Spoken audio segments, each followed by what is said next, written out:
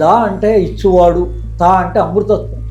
ఈ లోపల అనంతమైన ఆకాశం ఉంది. ఈ లోపలికి మనం ప్రయాణం చేయడం ఎలా? అంతర్యాగం అంటారు దాన్ని. అందుకోసం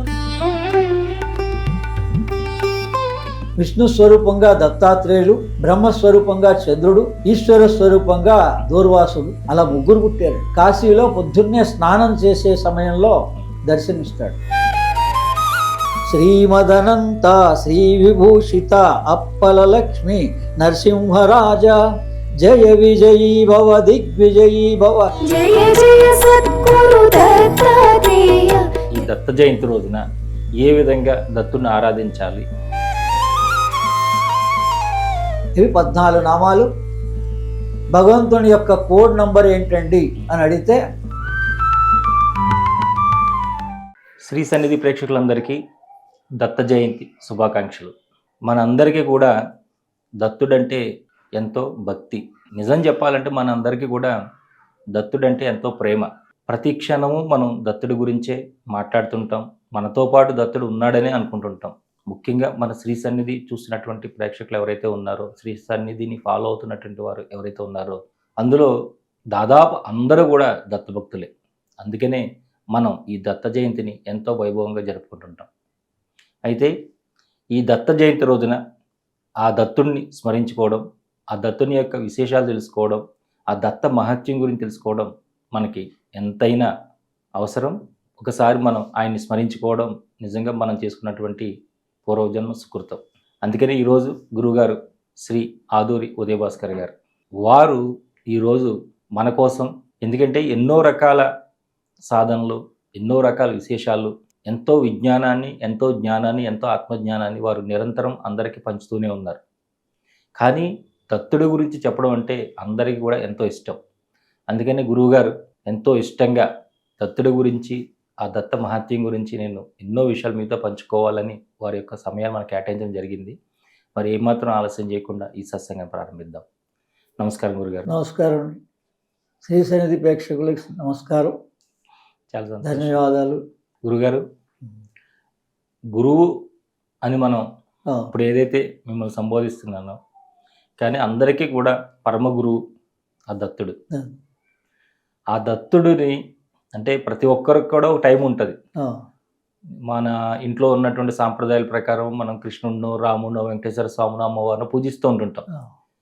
ఎక్కువగా ప్రాచుర్యం లేని సమయం మీరున్నటువంటి సమయంలో కూడా మీ ఇళ్లలో కానీ ఎక్కడ దత్తుడు అనేది, అక్కడ మీకు దత్తుడి యొక్క పరిచయం ఎలా జరిగింది, వారి గురించి తెలుసుకోవడం ఏ విధంగా జరిగింది తెలుసుకుందాం. అస్మద్ గురుభ్యో నమః. శ్రీ ఆనందగా నారిపిరాల విశ్వం గారు 2000 సంవత్సరంలో, అంటే మనకి అప్పటికే ఒక 42 సంవత్సరాలు జీవితం. నాకు కూడా 42 సంవత్సరాల జీవితకాలంలో ఈ గురుస్వరూపంగా దత్తాత్రేయులు ఉన్నారు అనేది తెలియదు. అంటే గురువు దగ్గరికి వెళ్ళేదాకా కూడా అసలు ఆ ఫోటో 3 శిరస్సులతో ఉన్న ఫోటో కానీ, ఇది దత్తాత్రేయులని కానీ నాకు తెలియదు. మామూలుగా మనకి రాముడు, కృష్ణుడు, వెంకటేశ్వర, మన గుళ్ళు, క్షేత్రాలు, వీటన్నిటికీ పెద్దలు తీసుకెళ్తూ ఉండేవాళ్ళు, మనకు అన్ని పరిచయమే. కానీ ఈ దత్తాత్రేయుడు అనేటువంటిది మాత్రం గురు సాంప్రదాయంగా నేను మా గురువుగారి దగ్గర నుంచి, ఇంకా ఆయన దగ్గరికి వెళ్ళిన తర్వాత నుంచే తెలుసుకోవడం జరిగింది.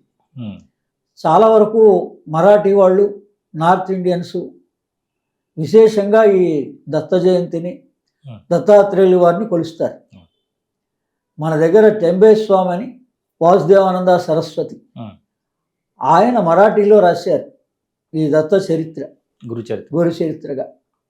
దాన్ని మనకి తెలుగులో తాడేపల్లి రాఘవనారాయణ శాస్త్రి గారు దత్త భాగవతం అని చెప్పేసి రాశారు. మూలంలో మొదట ఆయన రాశారు. తర్వాత ఇప్పుడు కాలంలో అందరికీ శ్రీపాద శ్రీవల్లభ చరిత్రామృతంగా పిఠాపురం నుంచి విశేషంగా, ఇది చాలా విశేషంగా అందరికీ ప్రాచుర్యంలోకి వచ్చింది ఈ పుస్తకం. ఇందులో చాలా అనేకమైన విషయాలు ఉన్నాయి. మహావతార్ బాబాజీ గురించి ఉంది, అలాగే రమణ మహర్షి గురించి ఉంది. అంటే మామూలుగా ఈ దత్త సాంప్రదాయంలో 5 గురువులు, షిరిడి సాయిబాబా కానీ, శ్రీపాద శ్రీవల్లభులు కానీ, నృసింహ సరస్వతి, మాణిక్ ప్రభు, అకల్కోట్ మహారాజ్. దత్త సాంప్రదాయంలో 5 స్వరూపాలు. ఈ చివరిది షిరిడి సాయిబాబా దత్త సాంప్రదాయం. దా అంటే ఇచ్చువాడు, తా అంటే అమృతత్వం. ఈ మాసం మార్గశిర శీర్ష మాసం. మాసానాం మార్గశిర శీర్షోస్మి అని భగవద్గీతలో ఏ నెల గొప్పది అంటే ఈ మార్గశిర శీర్ష మాసం గొప్పదని చెప్పాడు ఆయన. ఎందుకు గొప్పది? మనం సైంటిఫిక్ యుగంలో ఉన్నాం. ఇప్పుడు పిల్లలు ఎలా అడుగుతారో మరి వాళ్ళు వెంటనే నమ్మరు కదా. మనం ఇది భక్తి, ఇది విశ్వాసం అని చెప్పామనుకోండి, అవుతుందా, నిజమేనా, భగవంతుడు కనబడతాడా, ఈయన భగవంతుడేనా అని అనేక ప్రశ్నలు మరి వాళ్ళు పిల్లలు వేస్తారు.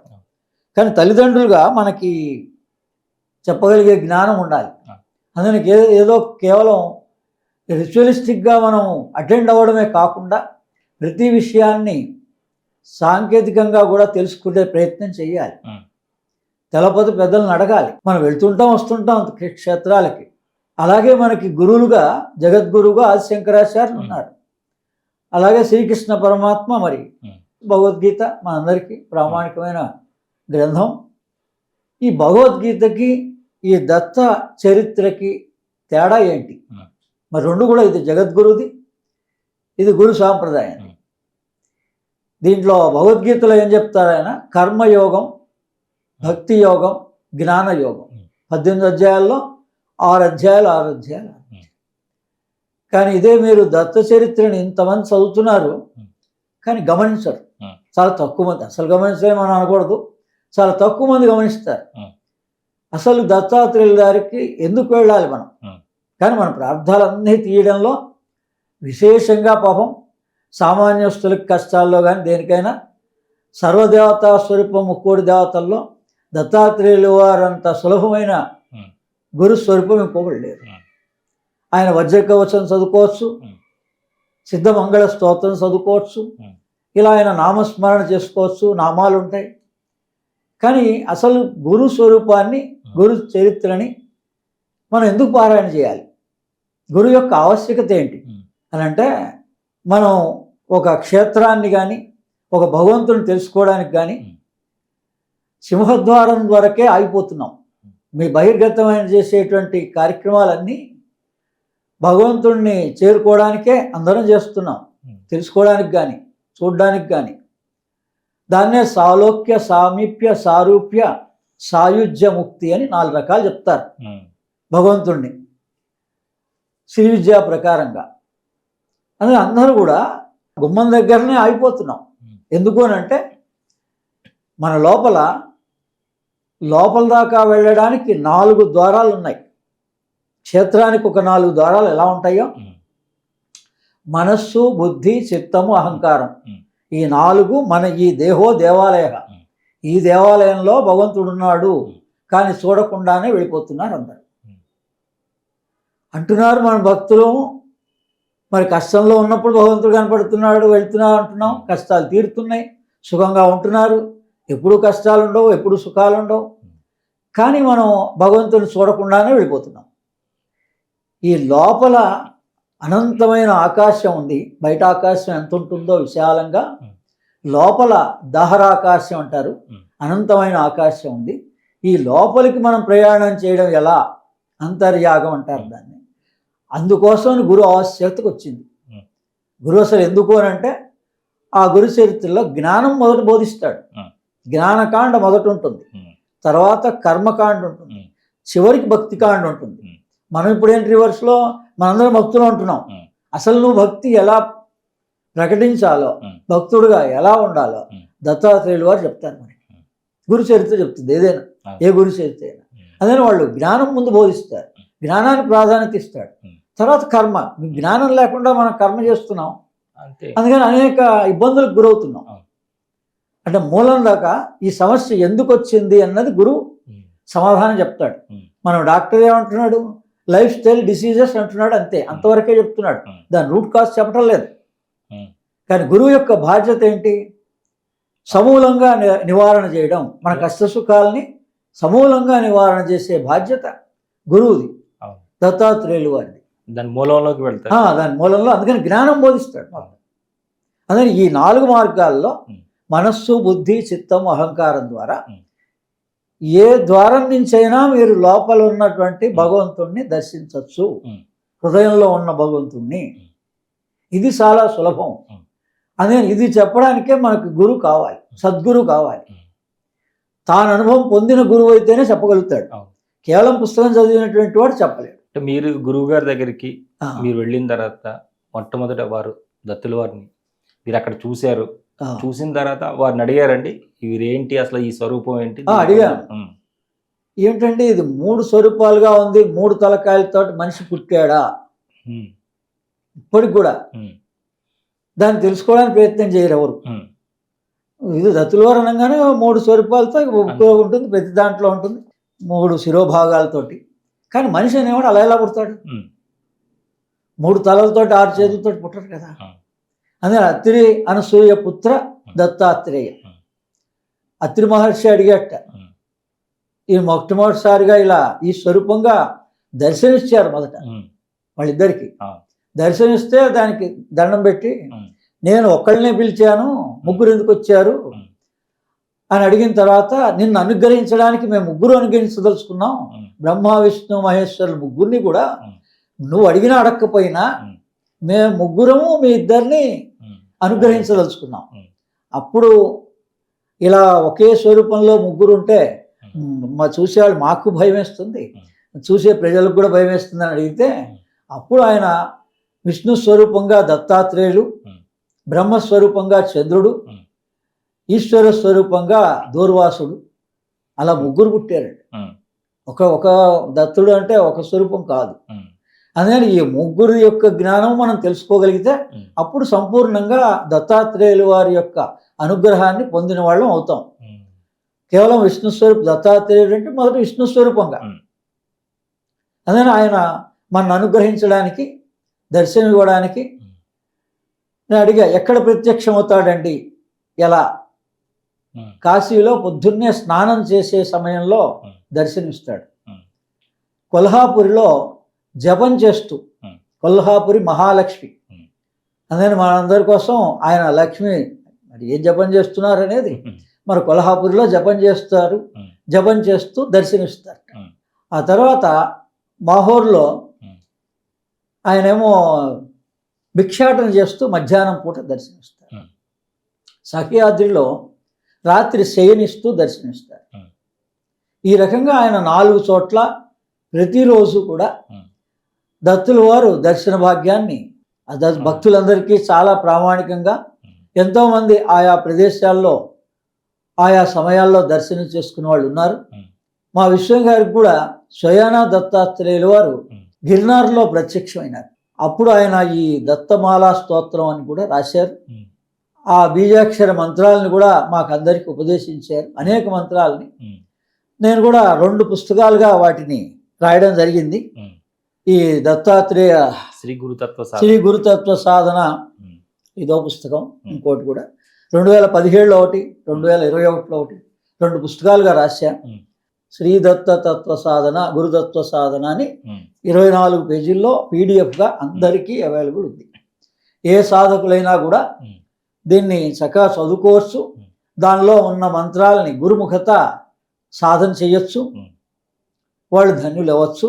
ఆంజనేయ స్వామి ఎలా అయితే రామనామం చేస్తే దర్శనమిస్తాడో, సంతోషిస్తాడో, ఆ క్షణంలో సూక్ష్మరూపంగా ఉంటాడో, దత్తుల వారు కూడా ఆయన నామస్మరణ చేసినా, ఆయన స్తోత్రం చదివినా, పారాయణ చేసినా కూడా విశేషంగా సూక్ష్మ రూపంలో ఖచ్చితంగా ఉంటాడు. ఇప్పుడు కూడా మనకి ఆ సూక్ష్మ జ్ఞానం ఉండాలి. ఇప్పుడు మన మధ్యలో కూడా ఇక్కడ 4 ఉన్నాం, మన మధ్యలో కూడా ఆయన సూక్ష్మంగా ఉన్నాడు. సూక్ష్మం అంటే ఏంటంటే, మీకు తెలిస్తే మనస్సు మీ కంట్రోల్లో ఉంటే మీకు సూక్ష్మ జ్ఞానం ఉన్నట్లు, మీ మనస్సు మీ నియంత్రణలో లేకపోతే మామూలుగా ఉన్నట్లు. ఇది ఎలా అండి సూక్ష్మంగా మరి ఉన్నారు అని మీరు ఎలా నిర్ధారణ చేసుకోగలుగుతారు? మరి మీకు ఎలా కనిపిస్తున్నారు, మాకు ఎలా కనిపించడం లేదంటే, మీ మనస్సు మీ నియంత్రణలో ఉంటే, మనస్సు సూక్ష్మం కదా, ప్రాణం సూక్ష్మం కదా, ప్రాణం మనస్సుగా డివైడ్ అయింది కదా. అందుకని ఆ ప్రాణం మనస్సు ఏం చేసింది? ప్రాణం చంచలమైన కారణంగా మనస్సు చంచలమైంది. అందుకని సంకల్ప వికల్పాలు చేస్తూ ఉంటుంది. ఎవరైతే యోగాభ్యాసం చేస్తారో వాళ్ళకి ప్రాణం ద్వారా ఈ మనసు నియంత్రణలోకి వస్తుంది. ఎప్పుడైతే మీ మనస్సు మీకు నియంత్రణలో వచ్చిందో అది సూక్ష్మ దేహం అయిపోతుంది. అంటే మీకు ఆ స్పర్శ, ఆ లోపల ఆ స్పృహ వస్తుంది అనమాట. ఆయనకి చాలా ఇష్టమైంది, చాలా అద్భుతమైన రహస్యాన్ని ఇందులో లోకానికి అందించే ప్రయత్నం చేస్తున్నారు. శ్రీ సన్నిధి ఛానల్ ద్వారా దత్త ఉపాసకులందరికీ, దత్త సాధకులందరికీ శ్రీపాద శ్రీవల్లభులు వారిచే స్తుతించేటువంటి సిద్ధ మంగళ స్తోత్రం.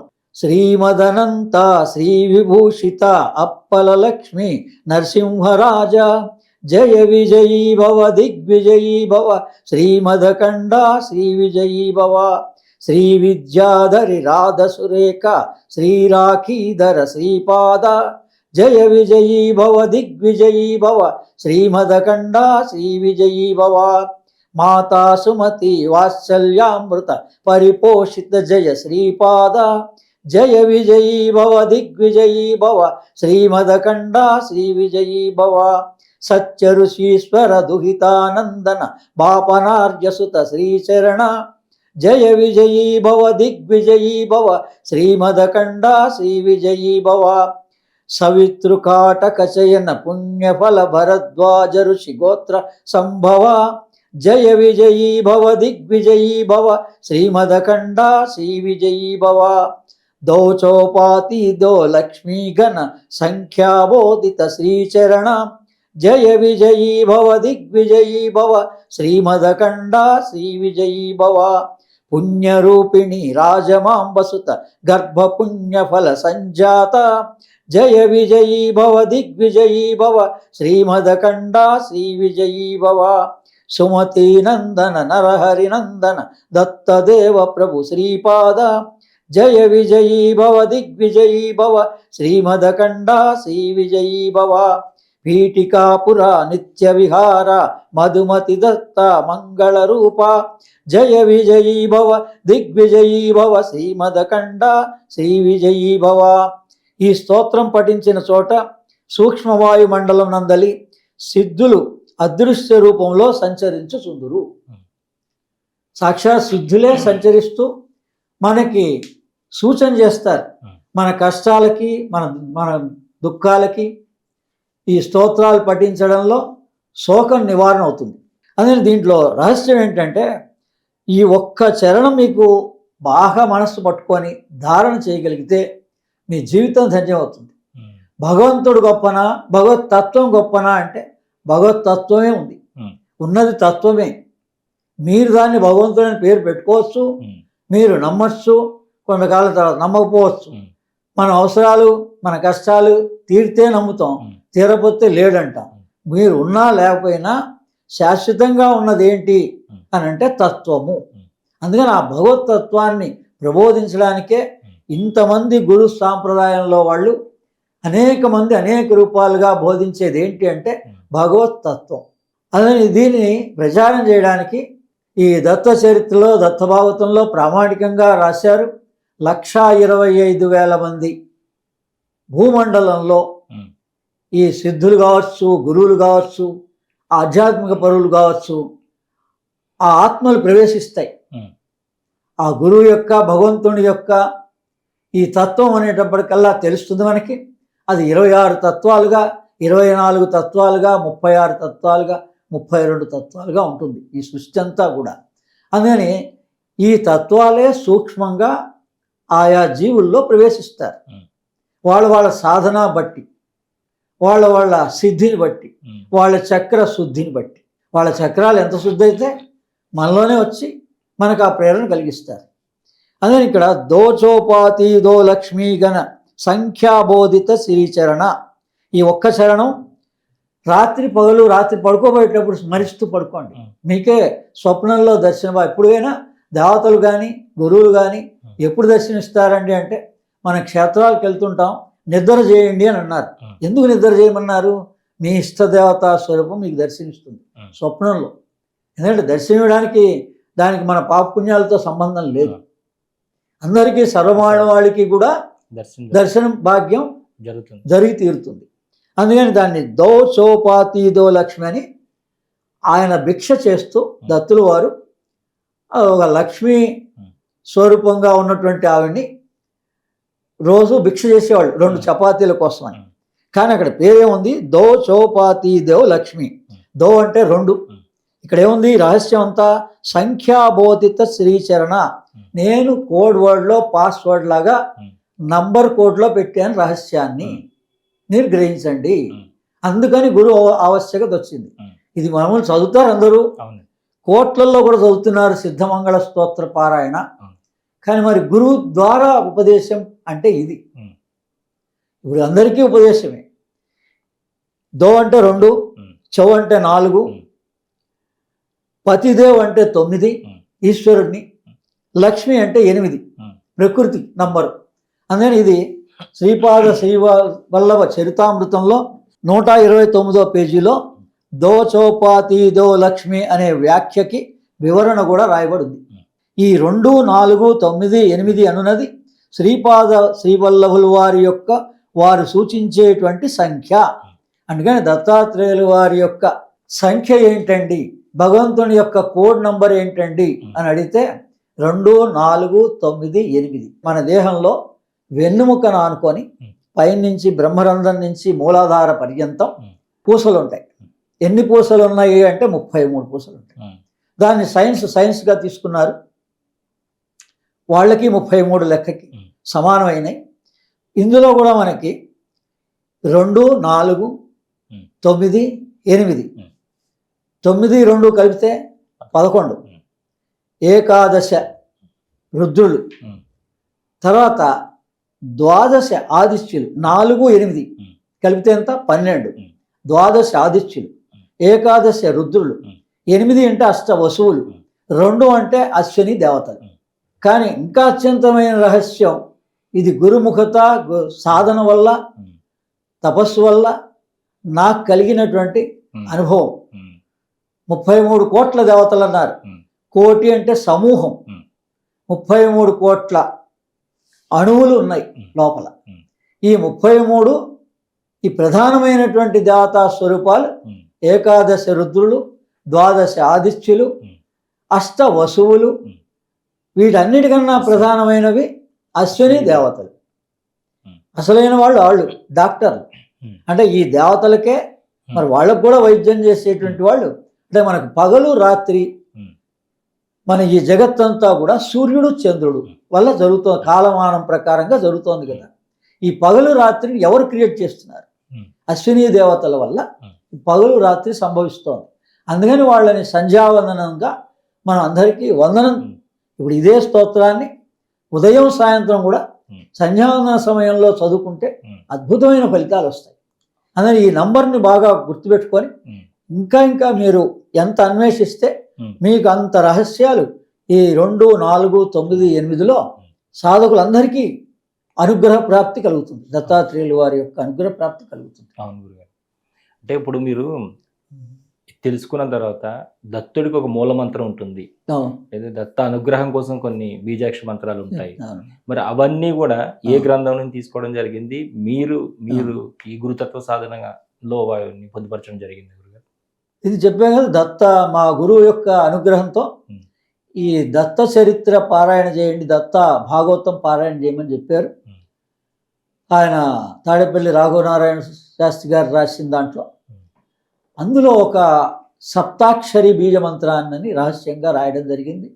వేద శర్మకి దత్తాత్రేయులు వారు ఒక సాధు రూపేణ వచ్చి దర్శనమిచ్చి అత్యంత కష్టంలో ఉన్నప్పుడు ఈయనకి ఈ మంత్రాన్ని ఇచ్చారు. అందులో ఏముందంటే సప్త అక్షర బీజ మంత్రం అని ఉంది. మహోం మహోం ఓం హ్రీం ఓం, మహోం మహోం ఓం హ్రీం ఓం, మహోం మహోం ఓం హ్రీం ఓం. మహోం మహోం అనేటువంటిది అనఘా సమేత అనఘస్వామియే నమః అని, అంటే లక్ష్మీనారాయణ స్వరూపం. దత్తాత్రేయుడు విష్ణు స్వరూపం కదా, అంటే లక్ష్మీనారాయణ స్వరూపం. అనఘావ్రతం అని అష్టమి బహుళాష్టమిలో ప్రతి నెల చేస్తారు. అందుకని ఆ లక్ష్మీ స్వరూపం గాయత్రి. ఓం హ్రీం ఓం సూక్ష్మ గాయత్రియే లక్ష్మీ స్వరూపం. ఈ దత్తాత్రేయుని యొక్క స్వరూపం మహోం మహోం. అందుకని ఈ రకంగా ఇది నారాయణ, అది లక్ష్మి, లక్ష్మీనారాయణ స్వరూపంగా ఈ దత్తాత్రేయుల వారి యొక్క అనఘా సమేత అనఘస్వామియే నమః అని రహస్య నామం, ఉమ్. ఇదే రహస్యం. ఉమ్. అందుకని ఈ మంత్రాన్ని ఆ రకంగా మనం గనక సప్తబీజాక్షరి మంత్రం చేయొచ్చు. సామాన్య సాధకులందరూ కూడా ఉమ్. వారి వారి సాధనలో ప్రాణాయామం, యోగాభ్యాసం మరి చేసేవాళ్ళు ఉంటారు కదా, ఉమ్. వాళ్ళందరూ కూడా దత్తోహం సోహం శివోహం, దత్తోహం సోహం శివోహం, సోహం మంత్రం.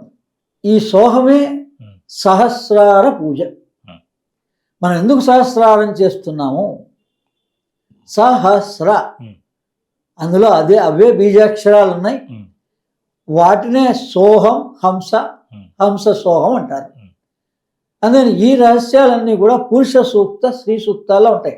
అందుకని ఎందుకండి ఇన్నిసార్లు ఇంతమంది గురువుల ద్వారా ఉపదేశం పొంది ఇన్ని రకాల మంత్రాల్ని మనం ఎందుకు అనుష్ఠానం చేయాలి? నేను 11 సంవత్సరాలు మా గురువు ద్వారా ప్రతి దత్త పూర్ణమికి ఒక్కొక్క మంత్రాన్ని, అది ఇచ్చిన మంత్రమే కావచ్చు, కొత్త మంత్రమే కావచ్చు, ఒక్కోసారి నామస్మరణే కావచ్చు, ఆ రకంగా విద్యగా నేను 11 సంవత్సరాలు మా అరిపిరాల విశ్వం గారి ద్వారా 2000 నుంచి 2011వ సంవత్సరం ద్వారా దాకా ఈ విద్యలను నేర్చుకొని వాటిని 2 పుస్తకాలుగాను, ఇందులో ఇప్పుడు 24 పేజీల్లో PDF ఫైల్గా రాయడం జరిగింది. అందుకని ఈ భగవంతుడు ఎప్పుడైనా మనం అసలు భగవంతుడు పరంజ్యోతి, జ్యోతే. అందుకని పైన ఏముంది? జ్యోతిషాం జ్యోతి అని వేదంలో ఉంది. అంటే సూర్య చంద్ర తారలు పైన వెలుగులుగా ఉన్నాయి. అమావాస్య రోజు కూడా మనకి తారలు కనిపిస్తాయి. చంద్రుడు లేనప్పుడు నక్షత్రాలు గోచరిస్తాయి చాలా స్పష్టంగా. ఆ ఒకానొక నక్షత్రమే దగ్గర దాకా వస్తే మనకు కనిపించే సూర్యుడు. అందుకని ఈ సూర్యుడికి పైన అనేక సూర్యుడు ఉన్నారు. అందుకని మనం కూడా ఏమంటున్నాం? ద్వాదశ ఆదిత్యులు అంటున్నాం. 12 నెలల్లో 12 రకాల సూర్యుడు ప్రకాశిస్తూ ఉంటారు. అందుకోసమని ఇది విద్య, శ్రీ విద్య ప్రకారంగా ఇలా విద్యగా మనం ఎంత తెలుసుకోవాలని జిజ్ఞాస ఉంటే మనిషికి ఆయా మంత్రాల ద్వారా ఈ భగవత్ స్వరూపాలు క్షేత్రాల్లో మనం ఈ దత్తాత్రేయులు వారు కావచ్చు, అనగా లక్ష్మి కావచ్చు, అమ్మవారిని నారాయణుడిగా కావచ్చు, ఈశ్వరుడు పార్వతిగా కావచ్చు, బ్రహ్మ సరస్వతి కావచ్చు, ఈ ముగ్గురు అందులో ఉన్నారు కదా. బ్రహ్మ విష్ణు మహేశ్వర స్వరూపమైన దత్తాత్రేయుని మనం పూజిస్తున్నాం. అందుకని ఈ పురుషుడు ఎవరు, ఈ స్త్రీ ఎవరు? మనలాంటి వాళ్ళు కారు. మనకి అర్థం అవడం కోసం వాళ్ళని ఆ పురుష స్వరూపంగా, స్త్రీ స్వరూపంగా మనం ఒక దేవాలయంలో ప్రతిష్ఠ చేసుకొని పూజిస్తున్నాం. కానీ అడిగి తెలుసుకోవాలి గురుముఖత. ఇది జ్యోతి, పరంజ్యోతి. ఆ పురుషుని యొక్క రహస్యం పురుష సూక్తంలో పెట్టారు. స్త్రీ సూక్తంలో అమ్మవారు ఏ స్వరూపంగా మీరు ఆరాధిస్తున్నా, అందుకని ఆయా దేవాలయాలన్నింటిలో పురుషుడికి పురుష సూక్తంతో అభిషేకం చేస్తారు, అమ్మవారికి స్త్రీ సూక్తంతో చేస్తారు. అందుకని ఇక్కడ సహస్ర శీర్ష పురుష సహస్రపాత్ అని పురుష సూక్తం ఆరంభమవుతుంది, సాత మొదలవుతోంది. ఇక్కడ అమ్మవారికి వచ్చేవాడికి హిరణ్యగ హ అనేటువంటి దాని దగ్గర నుంచి మొదలవుతోంది.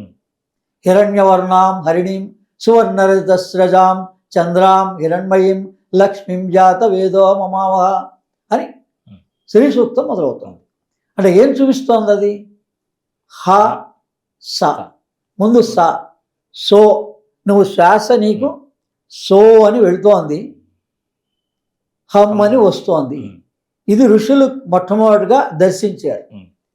ఈ సోహమే దత్తోహం సోహం శివోహం. అదే మీరు ఇది ఈ మంత్రం చేస్తే ఎంత విశిష్టత అయింది?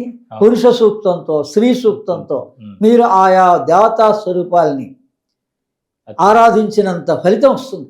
అందుకని గురుముఖత మంత్రదీక్ష అన్న దాని విశేషత ఏంటంటే, మనం చదవకపోయినా గురువు అన్ని గ్రంథాలని పరిశోధించి ఆయా రహస్యాల్ని గ్రహించి వాటిని బీజాక్షరాలుగా మీకు అందజేస్తాడు.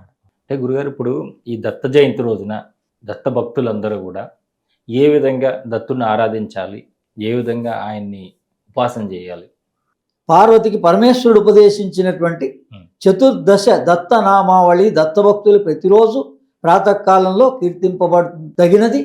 ఆ రోజు విశేషంగా దత్త జయంతి రోజున ఈ నామాలతో చేస్తే దత్తుడు సంతోషిస్తాడు. ఓం వరదాయ నమః, ఓం కార్తవీర్యాజిరాజ రాజ్యప్రదాయ నమః, ఓం అనఘాయ నమః, ఓం విశ్వస్యాఘ్యాయ నమః, ఓం అమితాచారాయ నమః, ఓం దత్తాత్రేయాయ నమః, ఓం మునీశ్వరాయ నమః, ఓం పరాశక్తి పదాక్లిష్టాయ నమః, ఓం యోగానందాయ నమః, ఓం సదోన్మదాయ నమః, ఓం సమస్త వైరితోజో హర్తే నమః, ఓం పరమామృత సాగరాయ నమః, ఓం అనసూయా గర్భరత్నాయ నమః, ఓం భోగమోక్ష సుఖప్రదాయ నమః. ఇవి 14 నామాలు. వీటి స్మరణ జపాల వల్ల సమస్త ఐశ్వర్యాలు భక్తులకు సంపన్నమవుతాయని ఇందు సూచించబడినది. అందుకని అర్హత లేనివారు కూడా, అంటే ఉపదేశం లేనివారు కూడా ఈ 14 నామాలతో పూజ చేసి ఫలితాన్ని పొందవచ్చు. దత్త జయంతి రోజున మనం ఈ నామాలని 14 నామాలు చదువుకున్నా చాలు, ద్రాం బీజం చేసినా చాలు. ఒకవేళ ఆర్థిక సమస్యలు ఉన్నటువంటి వాళ్ళు ఓం నమో భగవతే కార్తవీర్యార్జునాయ నమః అని అందరూ చదువుకోవచ్చు. అయితే మీరు దర్శించిన దత్తక్షేత్రాల్లో మీకు దర్శనం ఏ విధంగా జరిగింది దత్తుడిని తెలుసుకుందాం.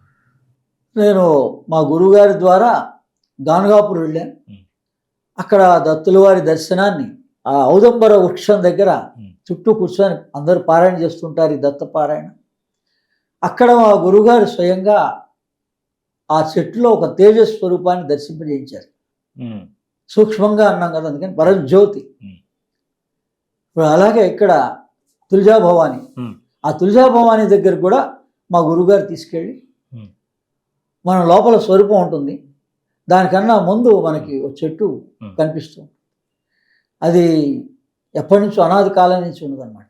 అంటే మొట్టమొదట ఈ దేవత ఎలా ఆవిర్భవించింది, అది పురుషుడు కావచ్చు, ఏదైనా దేవత.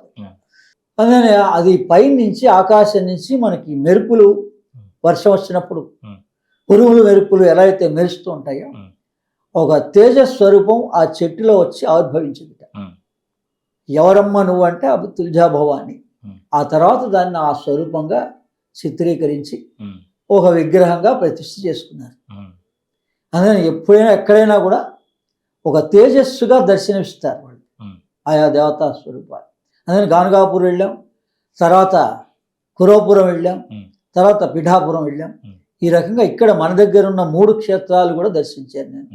ఈ 3 క్షేత్రాల్లో కూడా ఒక్కోసారి సాధు స్వరూపంగా దర్శనమిస్తాడు ఆయన. ఇప్పుడు దర్శనం ఇచ్చేది భగవంతుడి ఇష్టం.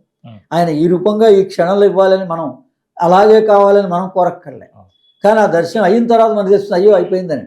అందుకని కొంత జ్ఞానం ఉంటే, గురువు చెప్పిన సూచన ప్రకారంగా మనం కనుక ఫాలో అయితే మనం ఆ అనుభూతిని పొందగలుగుతాం. ఖచ్చితంగా భగవంతుడు అనేటువంటి వాడు అందరికీ సమానమే, అందరికీ దర్శనాన్ని కలిగిస్తాడు. అందులో ఏమీ సందేహం ఏం లేదు. అంటే మిమ్మల్ని ప్రశ్న అడగాలనుకుంటున్నా గురుగారు ఎప్పటి నుంచో. మీరు ఇప్పటికే అమెరికాలో కావచ్చు, దుబాయ్లో కావచ్చు, ఎక్కడెక్కడో రకరకాల ఆస్ట్రేలియాలో మీకు శిష్యులు ఉన్నారు. మీరు ఒక మంచి గురు స్థాయిలో, పెద్ద గురు స్థాయిలో మీరు ఉన్నారు. ఉంటూ కూడా మీరు అస్తమానం మీ గురువు గారిని గురించి చెప్పడం, వారు నాకు ఇది చేస్తారని చెప్పడం, ఇదంతా అంటే ఇప్పుడు కొంతమంది చూసేటప్పటికల్లా అసలు నాకు ఎవరో గురువే లేడు, నేనే సొంతంగా వచ్చాను, నాకు అన్నీ తెలిసిపోయి నేను ప్రకటించుకుంటున్నటువంటి గురువులు ఉన్న కాలంలో మీరు ఇన్నిసార్లు మీ గురువుని మీరు చెప్పడం ద్వారా అంటే ఏం సందేశం ఇవ్వాలనుకుంటున్నారు? మనోబుద్ధి చిత్త అహంకారం చెప్పే ఒక దేవాలయానికి ద్వారాలు లాంటివని, మనలో ఉండేటువంటి ఆత్మకి కూడా ఈ 4 ద్వారాలు లాంటివి. ఈ ద్వారం దగ్గర ఆగిపోతాం. నేను అనే భావన వచ్చిందంటే ఈ అహంకారంగానే మారుతుంది. అదే మనది కాదు, అంతా భగవంతుడిదే. మరి ఆ భగవంతుడు ఎప్పుడు కనపడ్డా కదా, ఆ భగవంతుని చూపించిన వాడు ఎవరు? గురువే. అదే గురువు ద్వారానే మనం ఈ భగవత్ తత్వాన్ని తెలుసుకోగలిగాం, ఈ విద్యను తెలుసుకోగలిగాం, శ్రీ విద్యను తెలుసుకోగలిగాం, క్రియాయోగాన్ని తెలుసుకోగలిగాం. అందుకని ఎప్పుడు కూడా అస్మద్ గురుభ్యో నమః. మనం ఎప్పుడైనా మనం గురుర్ బ్రహ్మ, గురుర్ విష్ణు, గురుదేవో మహేశ్వర, గురు సాక్షాత్ పరబ్రహ్మ తస్మై శ్రీ గురవే నమః అని. మనం సామాన్యస్తులం, మనం ఏం అవధూతలం కాదు, గుర్తుపెట్టుకోండి. ఆ మాట ఎవరు అనగలుగుతారు? ఇక గురుని స్మరించవలసిన అవసరం లేని స్థితి ఉంటుంది. అది ఆ స్థితి అంటారు దాన్ని. అది అవధూత స్థితి. అవధూత అనేటువంటి ఒక రమణ మహర్షి, అవధూత అయినటువంటి షిరిడి సాయిబాబా, ఇంకా అవధూతలు చాలామంది మనకి ఆంధ్రాలో ఎంతోమంది ఉన్నారు. వాళ్ళు ఆ జన్మ తీసుకున్నదే కేవలం ఇతరుల ప్రారంధాలని తీర్చడానికి. వాళ్ళు ఆ జన్మలో వాళ్ళ ప్రారంధాలని తీరుస్తూ ఆ కష్టాలని, ఆ అనుభవాలని, మరి ప్రతిది కూడా ఊరికే తీర్చలేడు ఏ మనిషి, ఉమ్, ఉమ్, కొంత దాన్ని మనం అనుభవించాలి. ఉమ్, అందుకని రామకృష్ణ పరమహంస అంతటి వాడు కూడా క్యాన్సర్ తెచ్చుకోవడానికి కారణం అది. ఉమ్, వాళ్ళు అవధూతలు, వాళ్ళు ఇంకో గురువు పేరుని స్మరించాల్సిన అవసరం లేదు. ఉమ్, కానీ మనమేమో గృహస్థులుగా ఉన్నాం. ఉమ్, రేపు పొద్దున మనం బాగానే ఉన్నాం, మనం గురువుగానే ఉన్నాం. మరి ఇంట్లో వాళ్ళ పరిస్థితి వచ్చినప్పుడు వాళ్ళకు ఒక దేవతా స్వరూపాన్ని చూపించాలి కదా. మరి మనమే ఇలా చేయబెడితే అయిపోతుంది అని అంత శక్తివంతులైతే ఇంకా అసలు మనం ఏ గురువుని స్మరించాల్సిన అవసరం లేదు. అది అవధూతలైనప్పుడు మాత్రం అది వాళ్ళకి సాధ్యమే. అందుకని గురువులో స్థాయిలు ఉన్నాయి, ఆ స్థాయిని బట్టి ఉంటుంది. మన వరకు మన జన్మ ఉద్ధరేత్ ఆత్మానా అన్నాడు. అందుకని భగవద్గీతలో ప్రశ్నలు అక్కడ ఉన్నాయి, సమాధానాలు ఉన్నాయి. మనకి ఏం కర్తవ్యాన్ని బోధిస్తున్నాడు భగవంతుడు? ఉద్ధరేత్ ఆత్మానం. ఎందుకు? నీ ఆత్మను నువ్వు ఎప్పుడు ఉద్ధరించుకుంటూ ఉండు. అంటే ఆత్మ ఈ హృదయ స్థానంలో ఉంటుంది. దీన్ని మనం సహస్రారం వరకు తీసుకెళ్లాల్సిన బాధ్యత మనదే. మనస్సే స్థిరపడితే ప్రాణం, ఈ ప్రాణం స్థిరపడితే ఆత్మ. ఇది తెలిస్తే ఇంకేం లేదు. ప్రతిరోజు కూడా ప్రతి మనిషికి జననం మరణం సంభవిస్తోంది. ఈ జ్ఞానం తెలిసిన వాడికి దుఃఖం లేదు. మనం మంత్రం చదువుతున్నాం అంతే, మృత్యుంజయ మంత్రం చదువుతున్నాం, కానీ దాని అనుభవాన్ని పొందాలి అని ప్రయత్నం చేయటం లేదు. ప్రతి నెల మహాశివరాత్రి వస్తోంది, లింగోద్భవ సమయం అన్నారు. అందుకని ఈ సర్వదేవతలు కూడా ఇందులో లయకారకుడు ఈశ్వరుడు. ఇప్పుడు దత్తాత్రేయుని వారిని మరి ఆయన అనుగ్రహం పొందుతున్నామంటే ఈశ్వరానుగ్రహం కూడా పొందుతాం. అందుకని ఆయన ఈ విషయాలన్నీ మనం మన భగవద్గీత చదవటంలే, పూర్తిగా చదివితే మనకి ఏ సంశయాలు ఉండవు. కానీ ఆయన సుబ్రహ్మణ్య స్వామికి అవధూత గీత బోధించాడు. అందుకని ఆ అవధూత గీతలో ఈశ్వరానుగ్రహ దేవా పుంసాం అద్వైత వాసన అని ఆరంభం అవుతుంది. ఈ ఈశ్వరానుగ్రహం కలిగింది అని అంటే ఏంటి? మీకు అద్వైతం అనుభవంలోకి వస్తుంది. అంటే ఉన్నది ఒకటే ఆత్మ అన్న అనుభవం పగలు రాకపోవచ్చు. మీరు ఇలాగే సాధన చేస్తూ పడుకోండి, రోజు సాధన చేస్తూ సోహం చేస్తూ పడుకోవాలి. పడుకునేటప్పుడు కనీసం అప్పుడన్నా ఆ శ్వాసని గమనిస్తే, ఏ డిస్టర్బెన్స్ లేనప్పుడు ఆ శ్వాసే చేస్తోంది సోహం అని. దాన్ని మీరు ప్రయత్నపూర్వకంగా అనండి, లేదా మంత్రజపం చేయండి. ఈ మంత్రజపం చేస్తూ పోతే మంత్రం లయం అవుతుంది, ప్రాణంలో లయమైపోతుంది. ఈ ప్రాణం మనస్సు కలిసి ప్రతిరోజు కూడా ఈ లోపల ఉన్నటువంటి జీవాత్మ ఆత్మలో లయమైపోతుంది. అది గుర్తుపట్టడమే యోగి యొక్క అనుభవం. సమాధి స్థితి అంటారు దాన్ని. ఏమి లేకపోతే ఏముందండి? సమాధి స్థితి, సమమైన బుద్ధి.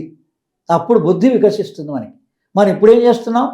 మనస్సు ద్వారానే అన్ని పనులు చేస్తున్నాం, బుద్ధిని ఉపయోగించుకోవటం లేదు. బుద్ధియాన ప్రచోదయాత్. మీరు గాయత్రి మంత్రంతో చదివారా లేదా అని కాదు, సూర్యుడిని సంధ్యోపాసన చేయండి అందరూ. ఆ సూర్య కిరణాలని 3 రంగుల కిరణాలే దత్తాత్రేయులు వారు. ఉదయం గోల్డ్ కలర్లో వస్తుంది, రెడ్ కలర్లో వస్తుంది, ఎల్లో కలర్లో వస్తుంది. 7 కలర్లలో 3 కలర్లు అయితే కనిపిస్తాయి కొద్దిగా మనం గమనించగలిగితే. వాళ్ళకి ఆ 3 రంగులే 3 రకాల స్వరూపాలతో ఉన్న బ్రహ్మ విష్ణు మహేశ్వర స్వరూపం మనకి సూర్యుడిలో ప్రత్యక్షంగా దర్శన భాగ్యం కలుగుతుంది. ఆ సూర్యోదయ సమయంలో మనం ఏ చిన్న సాధన చేసినా వదలకుండా ఉదయం సాయంత్రం చేస్తూ పోతే త్రిసంధ్యలు చేయగలుగుతాడు. మధ్యాహ్నం చేయలేకపోతే రాత్రి సంధ్య చేయండి. ఎప్పుడైనా చేయొచ్చు. తుర్య సంధ్యాం జప్తే వాక్ సిద్ధిర్భవతి. తుర్య సంధ్యలో గనక జపం చేస్తే వాక్ సిద్ధి వస్తుంది. ప్రామాణికంగా దైవోపనిషత్తులో ఉంది. అంటే గురుగారు, మీరు ఈ ఎపిసోడ్ ప్రారంభంలో దత్త అంటే ఏంటో చెప్తూ ఆపేశారు. దా అంటే ఇచ్చువాడు, తా అంటే అమృతత్వం. అమృతత్వాన్ని ప్రసాదించేటువంటి వాడు దత్తుడు. మామూలు భగవద్గీత ఏం చెప్పాడు? కర్మయోగం గురించి చెప్పాడు. నిష్కామ కర్మయోగంగా చేయమన్నాడు. అది ఎలా చేయాలో వివరంగా కర్మయోగంలో చెప్పాడు. అంటే కర్మ ఎలా చెప్పాడో జగద్గురు చెప్పాడు. కానీ మనకి అమృతత్వాన్ని ఎలా ప్రసాదిస్తాడో దత్తుడు ప్రసాదిస్తాడు.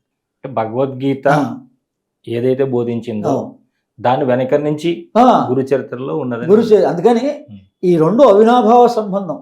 మీకు గురు చరిత్ర అర్థం అవ్వాలంటే భగవద్గీత చూడండి, భగవద్గీత అర్థం అవ్వాలంటే గురు చరిత్ర పారాయణ చేయండి. అందులో రహస్యాలు ఉన్నాయి. ఆ 2, 4, ఆ 9, 8 ఉన్నాయి కదా, అవి దేని రహస్యాలు? ఇప్పటివరకే 2 రకాలుగా చెప్పా. దేవతా రహస్యం చెప్పాం, కానీ ఈ భగవద్గీత రహస్యం కూడా అందులోనే ఉంది.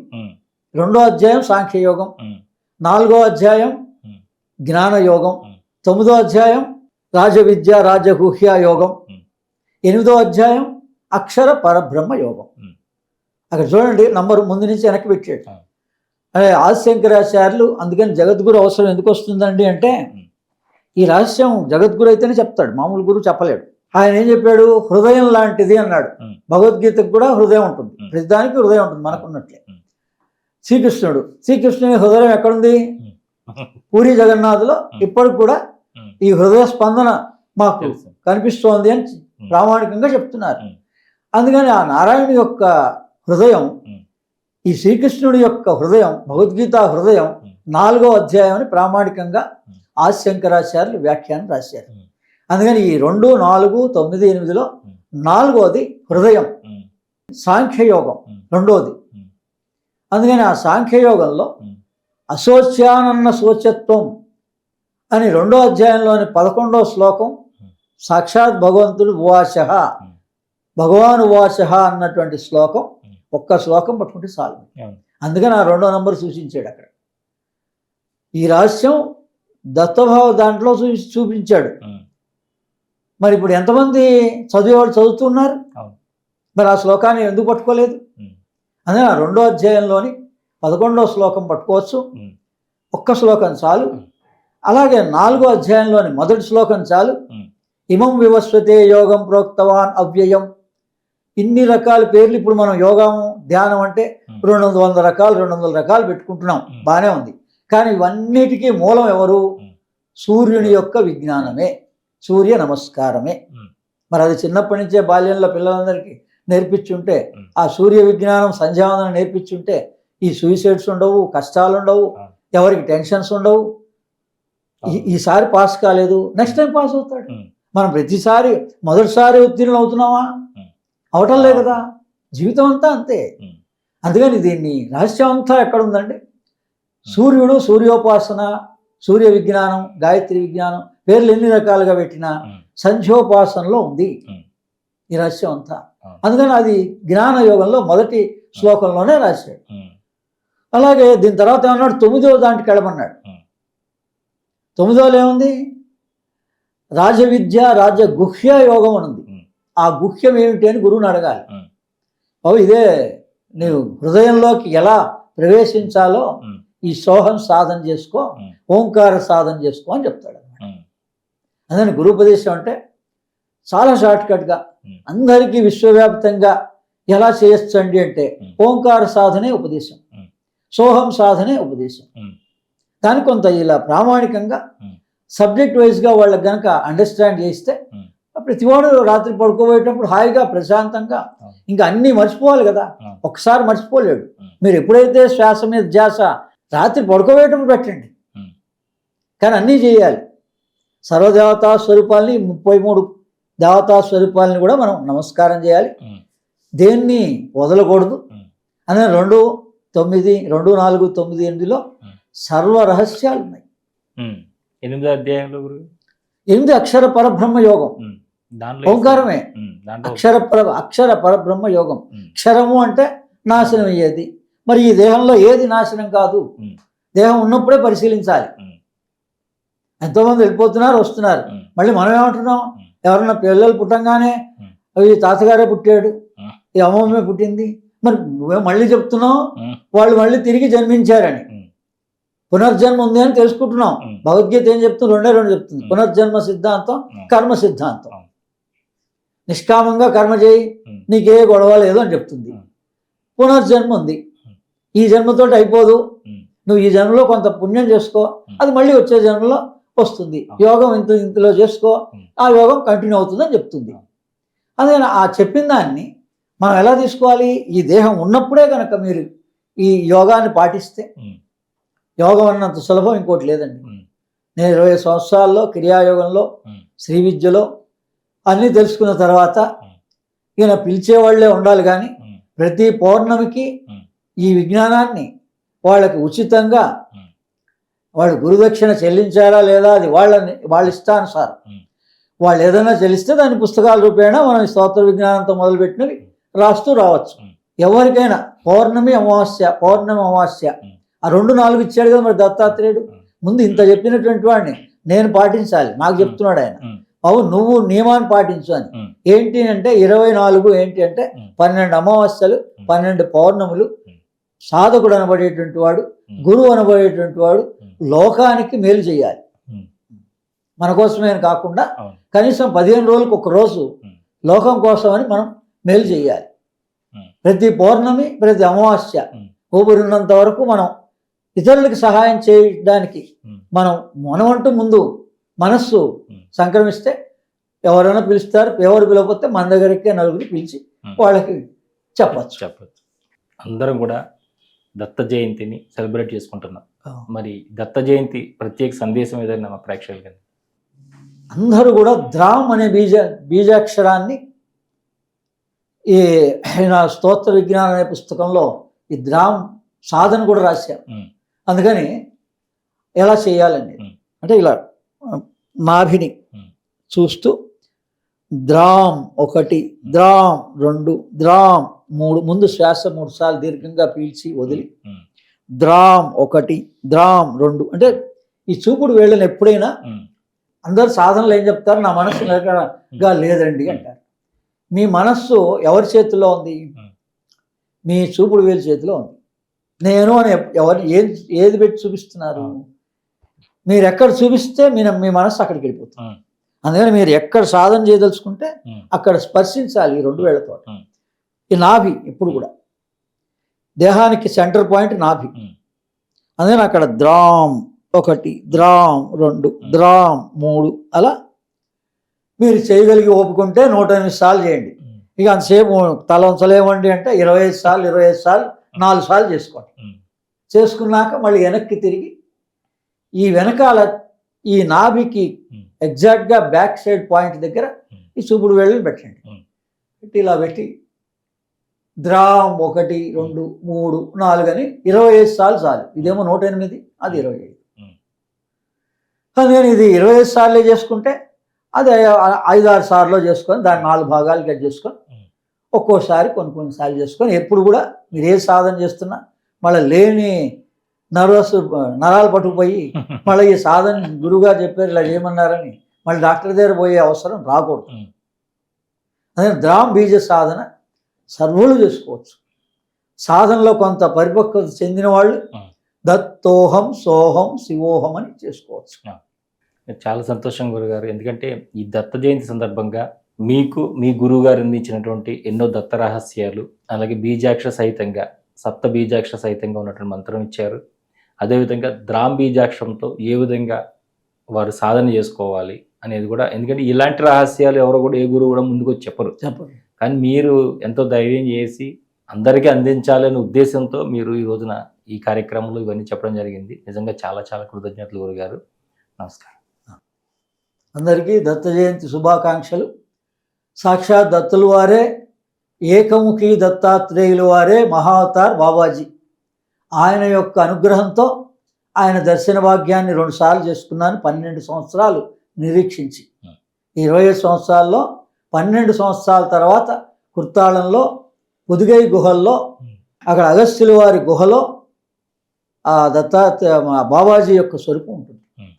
అక్కడ ఆయన దర్శనాన్ని కలిగించుకున్నా. మళ్ళీ తర్వాత రాణిఖేత్లో 2024లో లాస్ట్ ఇయర్ అక్కడ దర్శనం చేసుకున్నాం. ఈ కాలానుగుణ్యంగా దత్తాత్రేయులు వారే మహావతార్ బాబాజీ. ఆయన్ని ఏకముఖి దత్తాత్రేయుడు అంటారు. అలాగే శ్రీకృష్ణావతార్ బాబాజీ అని కూడా అంటారు. అదే మనం పేర్లు మార్చుకుంటున్నాం కానీ ఆ ఉన్న స్వరూపం పరంజ్యోతి ఒక్కటే.